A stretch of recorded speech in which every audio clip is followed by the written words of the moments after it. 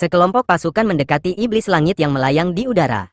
Dia bertanya apakah darah dan ketakutan adalah semua yang mereka inginkan. Pasukan itu menyerang, dan dia berkata, kalau itu yang mereka inginkan, maka itu yang akan mereka dapatkan. Tubuh-tubuh mulai meledak, langit memerah, dan hujan darah turun. Dia mengatakan mereka terlalu lemah, sementara para penyintas ragu untuk menghunus pedang mereka. Dia mulai mempersiapkan serangan lain, tetapi para prajurit itu memutuskan untuk melawan dan menyerbu ke arahnya. Namun, iblis itu berkata bahwa hari ini mereka akan belajar kekuatan seni iblis. Tanah mulai bergetar, dan sebuah tangan raksasa muncul dari bumi. Tangan itu mengejar pasukan yang mencoba melarikan diri, tetapi mereka dihancurkan dan diseret. Semua yang sekarat bertanya-tanya apakah hal semacam ini benar-benar mungkin. Bagaimana mungkin begitu banyak orang bersama-sama tidak mampu mengalahkan satu orang? Tangan raksasa itu menutup di langit, dan sekali lagi, hujan darah turun. Iblis itu tersenyum dan bertanya di mana penantang berikutnya. Tetapi medan perang yang kini penuh dengan mayat tetap sunyi hingga tiba-tiba dia merasakan sesuatu dan memegangi dadanya. Dia mulai batuk darah saat kabut hitam mendekatinya. Ini adalah harga untuk menggunakan seni iblis sampai sejauh ini. Dia membayar dengan darah untuk kekuatan mutlak yang dia miliki setelah mengonsumsi banyak jiwa. Dia percaya suatu hari dia akan mengatasi kutukan ini yang tidak pernah bisa dipecahkan siapapun. Namun, arogansi ternyata lebih kuat darinya. Dari tengah kegelapan, sepasang mata ungu menatapnya. Ketika dia melihat ke bawah, rantai-rantai muncul dari tanah dan melayang ke arahnya. Dia terlihat melayang di atas semacam kehampaan, dan kaki, tangan, serta lehernya terikat.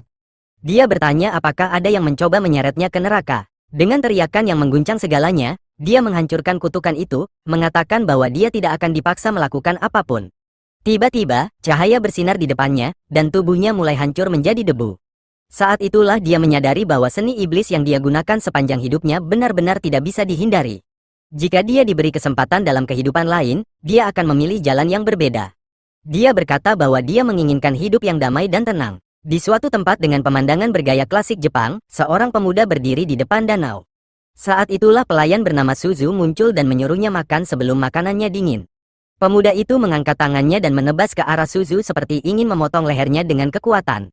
Itulah Bukta, iblis langit yang bereinkarnasi. Dan tentu saja, Suzu masih hidup karena dia tidak punya kekuatan. Gadis itu menunjukkan ekspresi aneh sambil berkata bahwa akhir-akhir ini dia bertingkah aneh. Dia menyuruh Bukta masuk ke kamarnya, sementara Bukta terus menatap tangannya sendiri dengan bingung. Dia tidak percaya dia tidak mampu memotong leher Suzu, dan dia sangat membenci tubuh lemah yang sekarang dimilikinya. Ketika dia melihat bayangannya di air, dia mengatakan bahwa dia membenci wajah itu, yang terlihat seperti wajah perempuan. Saat makan siang, dia bahkan kesulitan memegang sumpit. Sambil terus mengutuk tubuhnya yang dia sebut lebih buruk dari sampah, Suzu mencoba menenangkannya, mengatakan bahwa dia akan mulai pulih perlahan-lahan. Dia juga mendengar ada seorang dokter sangat ahli yang akan datang kali ini, tetapi Bukta hanya tertawa dan bertanya apa yang bisa dilakukan oleh dokter biasa. Suzu memintanya untuk lebih optimis dan percaya bahwa semuanya akan membaik. Tapi Bukta tahu, sudah 10 hari sejak dia bereinkarnasi dalam tubuh yang menyedihkan ini. Dia adalah anak kedua dari pedagang paling sukses di kota Wuhan. Ketika dia bangkit dengan tubuh kurus kering, segerombolan orang langsung datang membantu, memeriksa tekanan darahnya, menawarkan air, dan membantunya berpakaian. Tubuhnya begitu lemah hingga dia bahkan tidak bisa makan sendiri. Tidak hanya itu, Bukta sangat membenci wajahnya yang terlalu cantik. Masalah yang cukup menggelikan, kan? Dia merasa ironis bahwa seseorang yang pernah berada di puncak dunia sekarang berjuang hanya untuk bertahan hidup. Untuk saat ini, dia menggunakan setiap tetes energi yang dia miliki hanya untuk bernapas. Dia tahu cara tercepat untuk pulih adalah dengan mencuri energi jiwa orang lain. Jika dia masih menjadi iblis yang dulu, itu semudah membunuh dan mencuri. Masalahnya, sekarang dia terlalu lemah untuk itu. Dia duduk merenung, menyadari bahwa dia bisa mati kapan saja. Tapi bahkan Bukta tidak ingin itu terjadi karena ini adalah kesempatan langka. Bukta menyadari sesuatu tentang seni iblis tepat sebelum dia mati, dan sekarang dia paham bagaimana jalan yang salah itu terlihat. Dengan informasi ini, dia bisa mencari jalan yang benar-benar berbeda. Kemudian, dia memanggil Suzu dan mengatakan bahwa hari ini dia akan keluar. Suzu bertanya kemana dia ingin pergi dan mengatakan bahwa dia bisa membawanya kemanapun. Tapi Bukta dengan santainya berkata bahwa dia ingin mengunjungi rumah pengadilan, yang sebenarnya adalah tempat pijat atau rumah bordil. Suzu hampir berkata, bagus untuk diketahui. Namun, ekspresi Suzu berubah, dan dia bertanya apakah Bukta merasa kesakitan atau baik-baik saja. Bukta merasa aneh dan ingin tahu kenapa Suzu tampak bingung. Suzu hanya menjawab bahwa jika memang begitu, lebih baik pengawal Suan yang menemani daripada dirinya. Tapi dia menambahkan bahwa dia belum pernah melihat Bukta bertingkah seperti ini sebelumnya. Bukta lalu berkata bahwa kalau begitu, Suzu bisa ikut dengannya. Tapi tentu saja, Suzu menolak, dan dia pun berjalan pergi. Beberapa saat kemudian, Suzu sedang memakaikan jubah padanya sambil berpikir bahwa dalam beberapa hari terakhir, Bukta benar-benar bertingkah aneh. Sekarang, tiba-tiba saja, dia bilang ingin pergi ke rumah bordil. Bukta bertanya di mana pengawal itu, dan Suzu menjawab agar dia tidak khawatir, karena orang itu selalu berlatih untuk melindungi tuan muda. Lalu Suzu meminta Bukta agar tidak terlalu keras pada dirinya sendiri. Bukta bertanya kenapa, dan Suzu mengatakan bahwa belakangan ini dia merasa Bukta seperti sudah menyerah pada segalanya. Dia harus mencoba sedikit lebih semangat, terutama karena dokter sudah ada di rumah. Bukta berpikir dalam hati bahwa sekarang, setelah kekuatannya turun ke tingkat orang biasa, dia akhirnya bisa mulai memahami perasaan orang lain. Dia bisa merasakan bahwa Suzu benar-benar peduli padanya, dan itu bukanlah hal yang buruk. Tiba-tiba, dia melihat ke arah gerbang dan berkata, orangnya sudah datang. Seseorang di luar bersin, dan Suzu ingin tahu bagaimana Bukta bisa menyadarinya. Dalam hati, Bukta berpikir, tentu saja aku bisa menyadari seseorang dengan aura seperti itu. Gerbang terbuka, dan Bukta menatap pria itu. Shin Kim memperkenalkan dirinya, berkata, sudah lama sejak tuan muda memanggil saya. Bukta menatapnya, berpikir bahwa pria ini seperti perwujudan pedang. Energinya begitu halus, sulit dipercaya dia benar-benar bekerja sebagai pengawal. Mungkin kelompok dagang ayahnya tidak sesederhana yang dia pikirkan. Beberapa saat kemudian, mereka tiba di Grand Battlefield, rumah Mawar Harum. Mereka turun dari kuda, dan di pintu masuk, Kim mengatakan dia akan menunggu di sana. Bukta ingin tahu kenapa dia hanya berdiri di luar. Kim mencoba menjelaskan, tetapi Bukta langsung bertanya apakah dia yakin bisa melindunginya sebelum sesuatu terjadi. Pria malang itu bahkan tidak sempat menjawab sebelum Bukta sudah berjalan lebih dulu, menyuruhnya cepat datang dan bersenang-senang. Pria itu menjawab bahwa dia tidak bisa melakukannya. Bukta tidak peduli, dia berkata, kau tidak bisa bersenang-senang atau tidak bisa mengikuti perintahku. Dengan satu tatapan saja, pria itu mulai gemetar. Kemudian Bukta berjalan mendekat dan berkata, akan lebih baik jika kau bisa bersenang-senang sekaligus melindungiku. Tapi setidaknya, kalau kau tidak mau menikmati tempat ini, kau harus tetap berada di dekatku. Pria itu langsung menundukkan kepala dan berkata dia mengerti. Dengan itu, Bukta membuka pintu, dan mereka disambut oleh semua pekerja. Lihat wajah Bukta, dia jelas datang untuk membuat keributan. Beberapa gadis memainkan musik kecil, dan tidak lama kemudian, mereka semua duduk di meja sambil mengobrol. Bukta bertanya di mana pengawalnya, dan salah satu gadis mengatakan dia ada di luar, berjaga. Pria itu memang tipe yang terlalu patuh pada aturan. Sulit mengubah pikirannya. Salah satu gadis mendekat untuk menyajikan alkohol kepada Bukta. Namun, Bukta berkata bahwa tubuhnya sedang tidak terlalu baik, jadi hari ini dia akan membiarkan para gadis saja yang minum. Bingung, para gadis itu bertanya, untuk apa dia datang ke sini kalau tidak mau minum? Lalu Bukta menjawab bahwa pertama-tama, dia ingin mendengar semua rumor yang beredar tentang dirinya. Mereka tampak semakin bingung. Jadi, Bukta menjelaskan bahwa dia ingin tahu apa yang orang-orang katakan tentang putra kedua dari pemimpin pedagang di kota ini. Dia akan bertanya kepada masing-masing dari mereka dan menginginkan jawaban yang jujur. Beberapa saat kemudian, dia mengetahui bahwa semua orang percaya dia akan mewarisi 1000 koin emas, sebuah rumah kecil, dan beberapa rumah bordil. Tapi jelas, dibandingkan dengan kekayaan ayahnya, itu tidak seberapa. Ternyata, bagian kekayaan yang paling penting akan diberikan kepada kakaknya, Tesu. Dia adalah Bukta, bukan Tesu. Dengan kata lain, perbedaan ini cukup besar. Bagi Bukta, hanya datang ke sini saja sudah sepadan karena informasi seperti ini tidak akan pernah dia dapatkan di rumah. Tidak ada yang berani mengatakannya di dekatnya. Tiba-tiba, dia bangkit dan berkata, cukup mengobrolnya. Sekarang waktunya untuk memulai. Sayangnya, sulit baginya untuk menghadapi semua gadis itu sekaligus. Jadi, hari ini dia akan memilih satu saja. Dengan tatapan tajam, satu gadis langsung tahu bahwa dia telah dipilih. Adegan berikutnya, Bukta ada di kamar dan gadis itu mendekatinya. Di luar, para gadis lainnya sedang bergosip, bertanya-tanya apakah Bukta akan kembali di lain hari dan kenapa dia memilih Rion. Gadis itu duduk di sebelah Bukta, dan dia bertanya sudah berapa lama Rion bekerja di rumah ini. Rion menjawab 10 tahun. Wah, pengalamannya luar biasa. Tidak kekurangan bakat di sini. Bukta tersenyum dan berkata, kalau begitu, mari kita mulai. Sementara itu, gadis-gadis lainnya sedang turun tangga, berkata mereka akan bertanya pada Rion nanti apa yang sebenarnya terjadi. Kim diam-diam mengamati obrolan itu, ketika tiba-tiba terdengar suara jeritan keras yang menggema di seluruh tempat itu.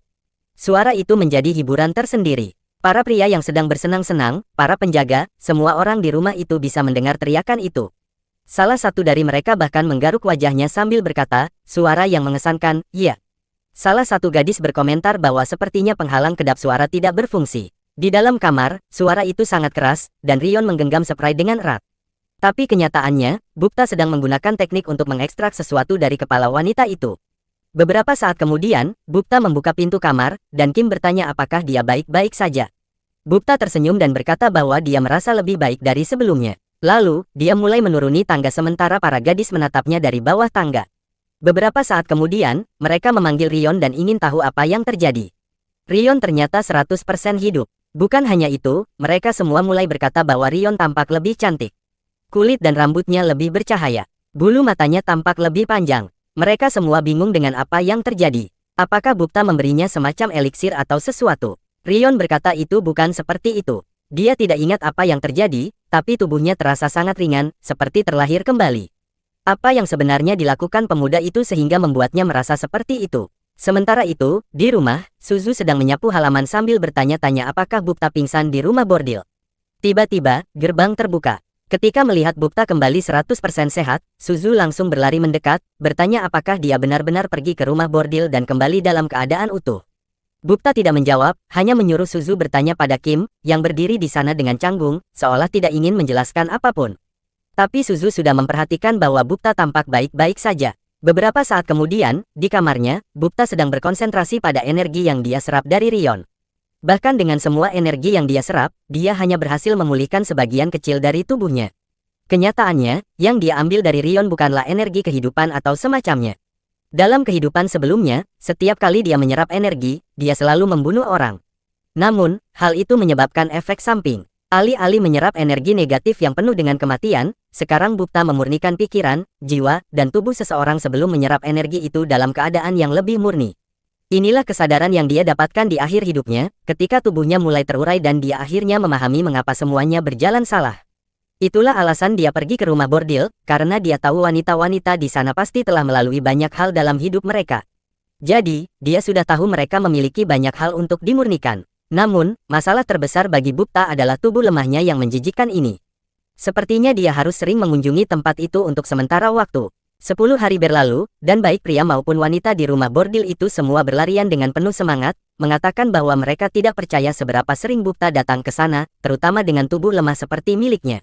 Semua orang ingin mendapat giliran dengannya karena setelah pemurnian, mereka mendapatkan peningkatan visual yang nyata. Belum lagi, dia adalah putra dari keluarga kaya. Jadi, jika ada yang berhasil merebut hatinya, itu akan menjadi tiket emas menuju kehidupan baru. Saat berjalan di lorong, semua gadis menatapnya, mencoba menggoda Bukta. Sementara dia melemparkan pujian ke sana-sini, seorang gadis lain merasa diabaikan. Pemilik rumah bordil itu marah karena Bukta terus datang setiap hari. Suara misterius bertanya apakah mereka harus mencoba memperkuat penghalang kedap suara. Pemilik itu menjawab bahwa dia sudah mencoba segala cara, tetapi semuanya sia-sia. Setiap kali Bukta masuk ke kamar, yang terdengar hanyalah jeritan. Bahkan pelanggan lain mulai mengeluh. Namun, dia juga bertanya apakah bayangan misterius itu tidak merasa aneh bahwa seseorang yang hampir diambang kematian tiba-tiba bertingkah seperti ini. Dan kenapa dia datang ke rumah bordil ini, padahal keluarganya memiliki beberapa rumah bordil sendiri. Bayangan itu bertanya apakah mereka harus mencari tahu apa yang sedang direncanakan oleh orang-orang ini. Pemilik rumah menjawab bahwa untuk saat ini, lebih baik tidak dulu. Bagaimanapun, keluarga Bukta adalah kelompok pedagang paling kuat di kota. Dia harus mencari tahu terlebih dahulu apa yang sebenarnya terjadi di dalam kamar-kamar itu. Sementara itu, Bukta berjalan di lorong, masih dikejar oleh para gadis. Hanya dengan melihatnya, mereka semua tersenyum dengan wajah-wajah terpikat. Namun, saat Bukta melihat sekeliling, dia berkata pada dirinya sendiri bahwa hari ini dia sedang ingin tantangan yang lebih sulit dan bertanya-tanya di mana orang yang dia cari. Dia berpaling kepada salah satu pelayan dan berkata, panggil semua gadis yang sedang bekerja. Pelayan itu bingung dan menjawab bahwa gadis-gadis tercantik dan paling populer sudah ada di sana. Yang tidak hadir hanyalah mereka yang tidak terlalu menarik perhatian. Tapi Bukta sudah melihat satu sosok di belakang. Dia berjalan melewati kerumunan, berkata bahwa dia yang menentukan siapa yang menarik perhatian. Para gadis tampak marah saat melihat Bukta menuju ke gadis yang paling tidak menarik dari mereka semua. Dia bertanya nama gadis itu, yang dikelilingi oleh aura gelap, dan gadis itu menjawab, Xian. Bukta tersenyum dan berkata, senang bertemu denganmu. Hari ini, aku membutuhkan jasamu. Para gadis lain berbisik bahwa selera Bukta memang unik. Bukta terus berjalan di lorong, menyadari bahwa Xian memiliki energi yang sangat depresif. Kemungkinan besar, dia penuh dengan hal-hal yang bisa dimurnikan, persis seperti yang dia butuhkan. Sekarang, setelah sebagian tubuhnya mulai pulih, sudah waktunya untuk tantangan yang sedikit lebih berat. Dia membuka pintu dengan keras, tetapi berhenti sejenak. Lalu, dia tersenyum dan berkata, "Lihat saja para bajingan ini." Dia memanggil Kim dan meminta pedangnya. Begitu pedang itu diberikan, Bukta melemparkannya ke atas. Bila pedang itu berhenti menancap di langit-langit di atas tempat tidur. Darah menetes dari bilah pedang, dan saat itu mereka menyadari ada seorang pembunuh di kamar itu. Bukta hanya berkomentar bahwa pria itu masih hidup, yang membuatnya kesal pada dirinya sendiri. Dia berpikir, bagaimana bisa aku gagal menyelesaikannya, padahal dia lengah. Namun, melihat darah menetes di kamar itu, Xian tampak tidak terlalu senang dengan situasi tersebut. Bukta hanya berkata pada Kim untuk mengurus masalah itu karena dia punya urusan lain dengan Xian. Dia memanggil gadis itu dan berkata agar dia bersiap, karena hari ini dia akan menghisap jiwa dari tubuhnya. Sementara itu, di mansion keluarga Bukta, Yuan berdiri dan berkata bahwa dia mendengar kabar kalau tuan muda kedua telah mengunjungi rumah bordil setiap malam. Yan yang sedang duduk bertanya bagaimana orang-orang kini memanggilnya dengan julukan baru. Yuan mengatakan kalau kini dia dijuluki sebagai Raja Rumah Mawar Harum, atau bahkan pria dengan keperkasaan tiada tanding. Yan langsung membanting tangannya di meja, dan dengan marah meminta untuk dibawa ke sana sekarang juga. Dia harus bertemu dengannya. Nama gadis itu adalah Yan Haran, tunangan Bukta. Ya, pria ini telah mengunjungi para wanita di rumah bordil selama 10 hari berturut-turut, padahal dia punya tunangan. Benar-benar pria nekat. Yan Haran bersikeras bahwa dia akan pergi sekarang untuk menemuinya. Sementara itu, Kim tiba untuk memberitahu Bukta bahwa dia harus segera pulang ke rumah. Namun, hal utama yang ingin Bukta ketahui adalah apa yang dilakukan Kim dengan pembunuh itu. Kim, yang sedikit terkejut, menjawab bahwa dia telah meninggalkan pria itu di penjara. Bukta mengangguk, memuji Kim karena telah melakukan pekerjaan dengan baik, dan berkata bahwa sekarang saatnya untuk pulang. Namun, Kim masih bertanya-tanya apakah ini benar-benar tuan muda yang sama yang pernah dia kenal. Tidak hanya energinya berubah, tetapi sekarang dia tiba-tiba memiliki keterampilan yang cukup untuk membunuh seorang pembunuh seperti itu. Rasanya seperti dia telah menjadi orang yang sama sekali berbeda. Beberapa waktu kemudian, Bukta tiba di rumah dengan suasana hati yang lebih ceria. Akhirnya, tubuhnya mulai pulih. Tentu saja, dia masih jauh dari kondisinya yang dulu, tetapi dia juga tidak lagi bisa disebut sampah. Merasa bangga atas kemenangan kecil ini membuatnya menyadari betapa banyak dia telah berubah. Namun, dia tiba-tiba berhenti dan bertanya-tanya, siapa dua orang di depanku ini? Dan kenapa yang di sebelah kiri menatapku seperti itu? Salah satu dari mereka melangkah maju dan bertanya apakah benar dia telah menghabiskan setiap malam di rumah bordil. Bukta, bagaimanapun, tidak tahu siapa gadis gila ini. Haran bertanya apakah dia tidak puas dengan pertunangan mereka, apakah ini rencananya untuk menjauhkannya. Barulah Bukta menyadari bahwa dia ternyata punya tunangan. Haran berkata bahwa bahkan jika dia sengaja melakukan ini, dia tidak akan pernah menyerah padanya dan mulai bertingkah manja. Dia juga meminta agar Bukta tidak menyerah padanya. Bukta jelas bingung. Dia sama sekali tidak tahu siapa gadis ini, jadi apa sebenarnya yang dia katakan. Namun, dengan caranya sendiri, dia menjawab dengan jujur bahwa dia tidak melakukan ini dengan maksud seperti itu. Dan begitu dia berkata bahwa dia tidak akan menyerah padanya, senyuman kecil muncul di wajah Haran. Gadis itu tampak sangat emosional sekarang, berkata bahwa perasaannya akhirnya dimengerti. Namun, sebelum Haran bisa mengatakan apa-apa lagi, Bukta sudah berjalan pergi sambil berkata dia akan segera meninggalkan tempat itu. Dan saat dia masih bergelayut padanya, Bukta berpikir dalam hati, gadis ini benar-benar membuatku terjebak sejenak. Sejauh ini, dia adalah musuh terkuat yang pernah kutemui. Lalu, dia menyadari pelayannya, Kim, sudah berjalan di depan, tampak menempel sangat dekat. Wow, apa yang sebenarnya terjadi di sini? Beberapa waktu kemudian, Suzu sedang memandikan Bukta, meskipun dia masih mengenakan pakaian lengkap. Suzu bertanya apakah Bukta bertemu dengan Nona Haran dalam perjalanan pulang. Bukta ingin tahu bagaimana dia sudah tahu itu, dan Suzu menjawab bahwa dia memiliki mata dan telinga di seluruh tempat ini. Tapi Bukta sudah yakin, pasti dia yang memberitahu mereka bahwa dia setiap hari pergi ke rumah bordil. Tiba-tiba, Suzu bertanya apakah Kim baik-baik saja, yang membuat Bukta bingung. Kenapa Kim tidak baik-baik saja? Suzu lalu menjelaskan bahwa pelayannya itu memiliki rasa suka pada pelayan Haran. Wah, ini terlalu mudah, ya. Protagonis kita punya pelayan, dia sudah punya tunangan, dan sekarang pelayannya menyukai pelayan tunangannya. Sungguh keseimbangan yang sempurna. 1 + 1 sama dengan 2. Atau dalam kasus ini, 2 + 2 sama dengan 4. Sekarang semuanya masuk akal. Saat dia melewati Haran, Kim sudah berjalan cepat ke depan. Jujur saja, rasanya aneh melihat hubungan di mana ada rasa hormat tanpa rasa takut, karena di kehidupan sebelumnya, perbedaan itu tidak pernah ada. Jika seseorang menginginkan rasa hormat, orang-orang harus takut padanya. Tapi Bukta tidak membenci hal ini, yang membuatnya bertanya-tanya apakah jiwanya sedang dipengaruhi oleh tubuh yang dia miliki sekarang. Beberapa waktu kemudian, di dalam penjara, Kim berkata bahwa dia telah melumpuhkan gerakan si pembunuh menggunakan teknik titik tekanan. Bukta hanya mengucapkan terima kasih dan memintanya membuka sel. Saat dia masuk, dia mengamati pria itu dan tersenyum. Tubuhnya penuh dengan energi gelap, yang jelas sekali adalah ciri seorang pembunuh. Dan bagi Bukta, yang menyukai energi jahat, ini seperti sebuah pesta. Dia mengatakan kepada Kim untuk tetap berada di luar, tetapi Kim tampak ragu. Kim berkata bahwa ini terlalu berbahaya dan bertanya apa yang direncanakan Bukta di dalam sana sendirian. Namun, Bukta, dengan sikap tenangnya, hanya bertanya bagaimana Kim akan membantu. Lagi pula, dia bahkan tidak menyadari ada pembunuh di kamar itu malam itu. Kim merasa malu dan mencoba menjelaskan, tetapi Bukta hanya berkata, aku tidak akan mengulanginya. Saat itu, Kim langsung mengalah dan berkata, dimengerti. Dia menutup pintu sel dan menunggu di luar. Sekali lagi, dia tidak percaya bahwa tuan muda yang dia kenal kini memancarkan tekanan seperti itu. Untuk sesaat, rasanya seperti dia berdiri berhadapan langsung dengan seorang master seni bela diri. Tiba-tiba, terdengar suara jeritan dari dalam sel, dan Kim menarik pedangnya. Namun, dia segera menyadari bahwa itu bukan suara tuan muda, melainkan jeritan si pembunuh. Yang ingin dia tahu adalah apa yang sebenarnya terjadi di dalam sana.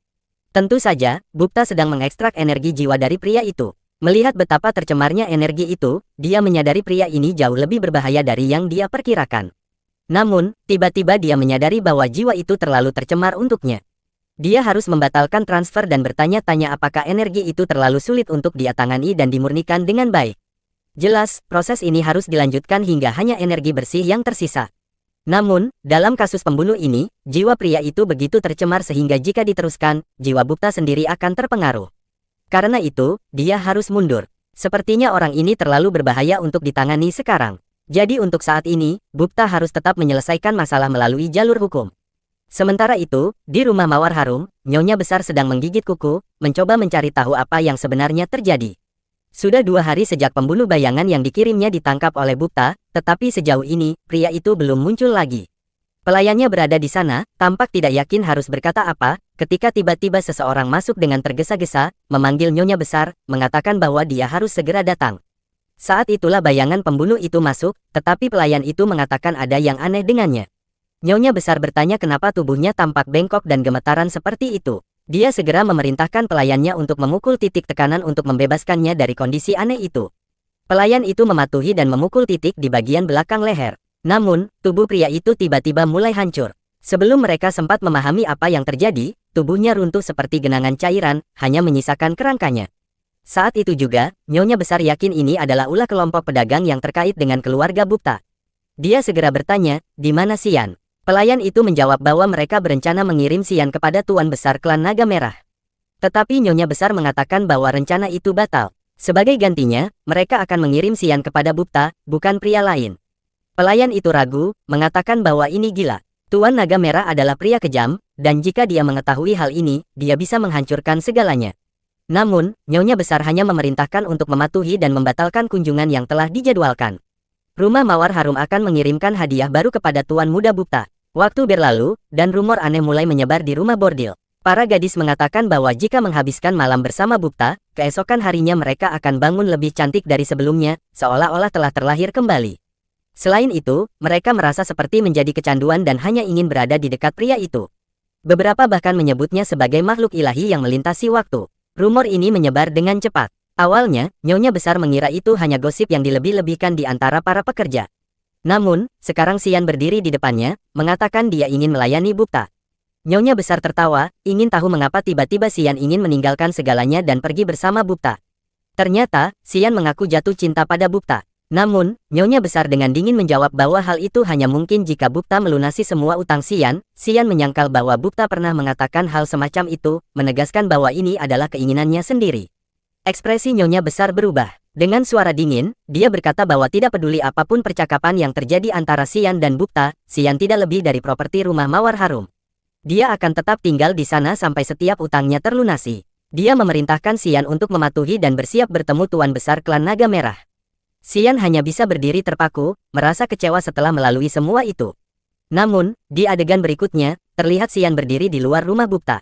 Ah, sepertinya ini sebelum percakapan dengan Nyonya Besar tadi. Dia pasti membuat keputusan setelah itu dan berhasil mengubah pikiran sang nyonya. Sekarang Xian ada di sana karena, jelas, dia dikirim oleh nyonya besar setelah rencana berubah.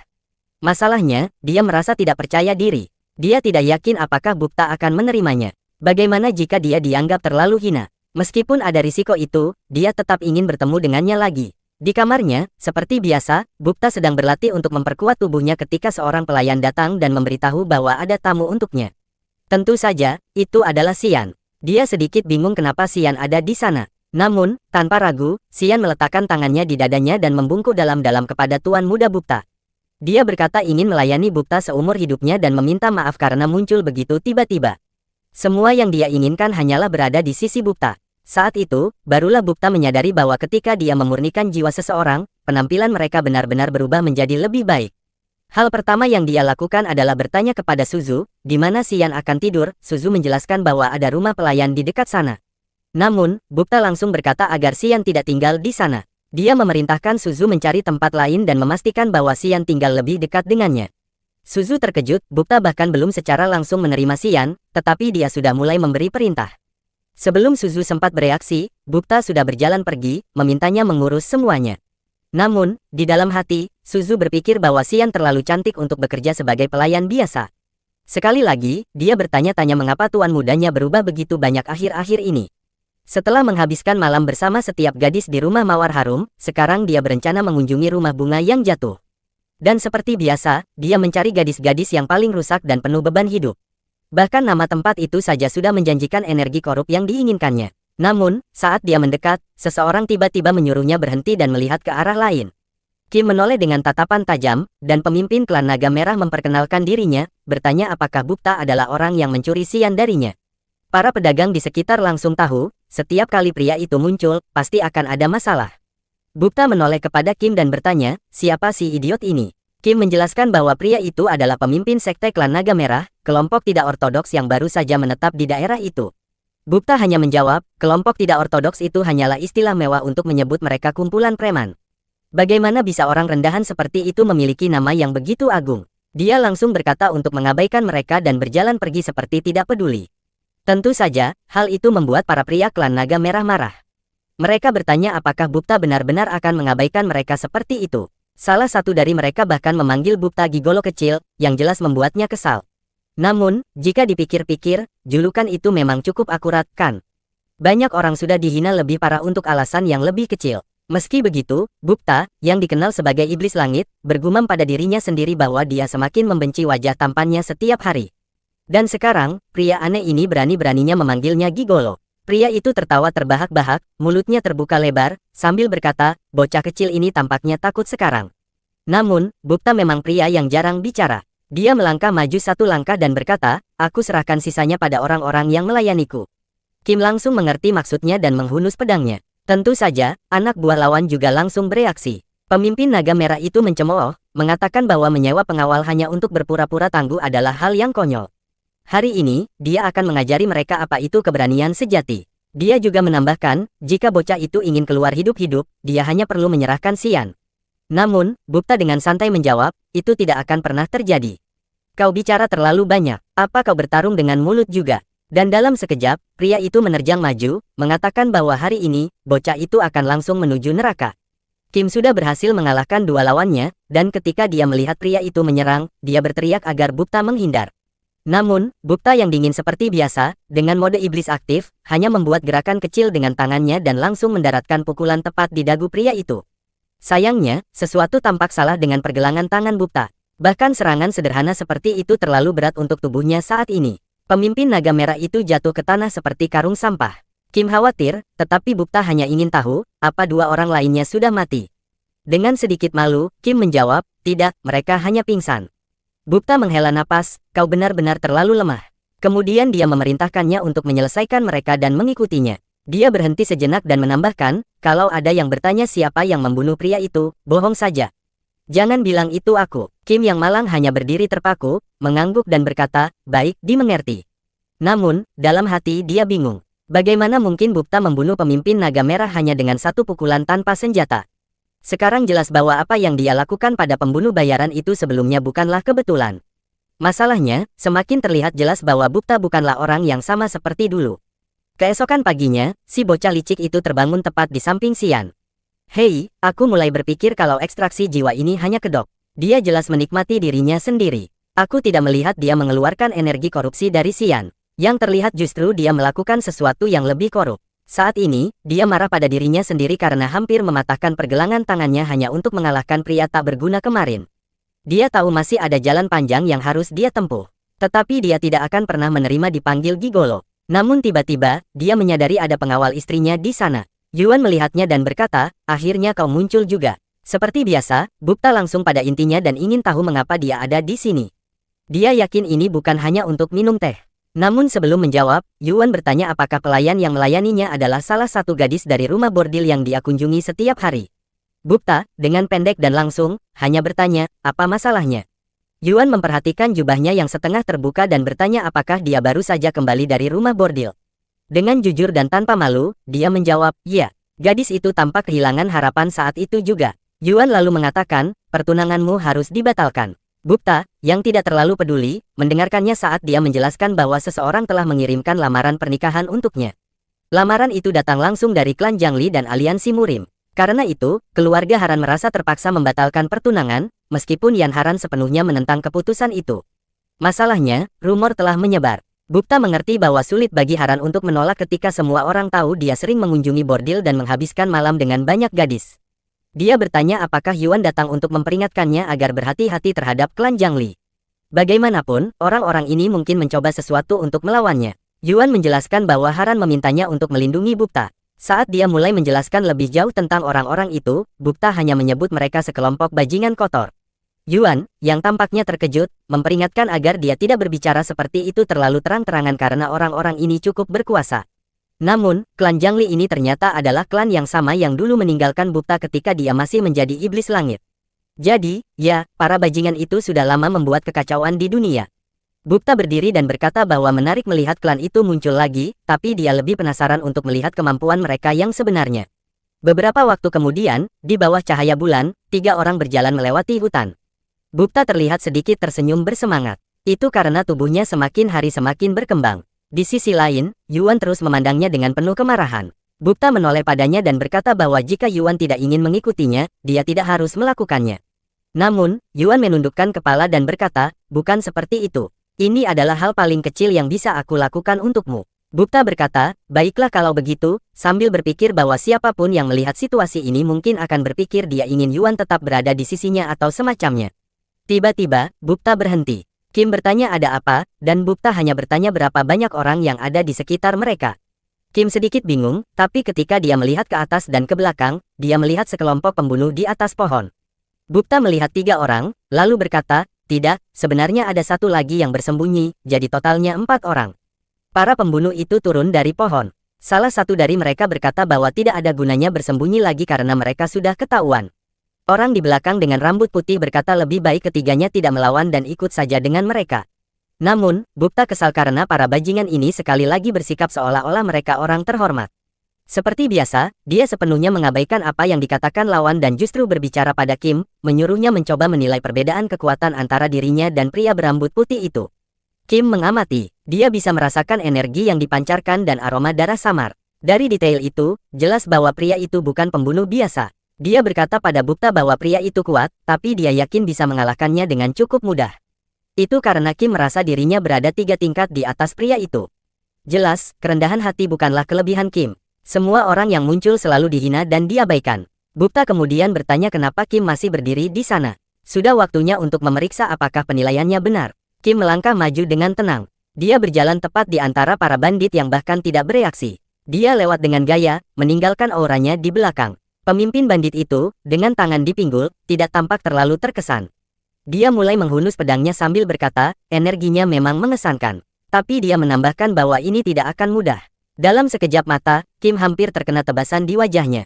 Masalahnya adalah, setelah menghindari serangan pertama, pria itu langsung melancarkan serangan berikutnya dari atas. Kim berhasil menghunus pedangnya tepat waktu dan menangkis serangan itu. Saat itulah pertarungan sebenarnya dimulai. Tebasan ke kepala, serangan kiri dan kanan, terus berlanjut tanpa henti. Lawan mengaktifkan aura merah, tapi jelas terkejut karena Kim jauh lebih terampil dari yang dia kira. Dia menggenggam pedangnya erat-erat, berpikir bahwa pengawal ini jelas bukan pengawal pedagang biasa. Dia melompat untuk menyerang Kim, tapi Yuan memperingatkan Bukta untuk berhati-hati dan berkata mereka harus membantunya. Bukta tetap tenang sambil berkata, semua ini akan selesai dengan satu serangan saja. Sebelum dia sempat bertanya kenapa, semuanya sudah terjadi. Kim ternyata sudah mengalahkan musuhnya. Yuan, di sisi lain, tertegun. Bagaimana Kim bisa mengalahkan seseorang yang begitu kuat dengan begitu mudah? Dari belakangnya, Bukta berkata bahwa sekali lagi, Kim mengecewakannya. Dia hanya memotong satu lengan. Dia benar-benar terlalu lembut. Gadis itu jelas memandang ke samping, berpikir kalau pria ini benar-benar gila. Tapi dia tetap penasaran kenapa Kim tiba-tiba terlihat semakin kuat. Bukta lalu menyuruhnya berhenti berdiri saja dan mulai mengurus sisanya. Dia bilang jangan terlalu brutal, karena dia masih punya beberapa pertanyaan untuk ditanyakan. Meridian dan titik tubuh para musuh itu diserang, dan mereka langsung roboh ke tanah dengan tubuh yang terpelintir. Tapi masalahnya, salah satu dari mereka menghilang. Tiba-tiba, seseorang berteriak menyuruh Bukta untuk menghindar. Saat dia menoleh, ada sebuah pedang yang hampir mengenai leher Bukta. Sebelum dia bisa melakukan apa-apa, Kim melompat masuk dan menghantam kepala penyerang itu ke tanah. Tapi Bukta tidak terlihat senang. Alasannya, untuk menyelamatkannya, Kim malah membiarkan pembunuh berbahaya yang kehilangan satu tangan itu kabur. Serius, pelayan yang satu ini terlalu lembut. Kim tentu saja meminta maaf karena telah membiarkan pembunuh itu kabur di depan matanya. Bukta berpikir bahwa jika dia masih menjadi iblis surgawi, kesalahan seperti itu tidak akan pernah dimaafkan. Tapi kali ini, entah kenapa, dia tidak terlalu marah. Dia hanya menjawab, terserah. Lagi pula orang itu lemah sekali. Lalu dia menyuruh untuk mengumpulkan ketiga tawanan. Tak lama kemudian, mereka semua berbaris, dan Bukta bertanya apa yang harus dilakukan dengan tiga orang luar biasa itu. Dia berkata bahwa membunuh mereka adalah opsi yang cukup masuk akal, lalu bertanya apakah ada yang tidak setuju. Tentu saja, satu-satunya yang tidak setuju adalah ketiga tawanan yang sedang memohon ampun. Tapi Bukta hanya menjawab bahwa karena mereka tidak memberikan informasi apapun, dia akan mulai menyiksa mereka. Tentu saja, hal itu membuat mereka langsung berbicara. Mereka mengaku bahwa mereka dikirim oleh Sekte Naga Merah. Itu adalah perintah dari wakil pemimpin mereka, dan siapapun yang menolak akan dipukuli juga.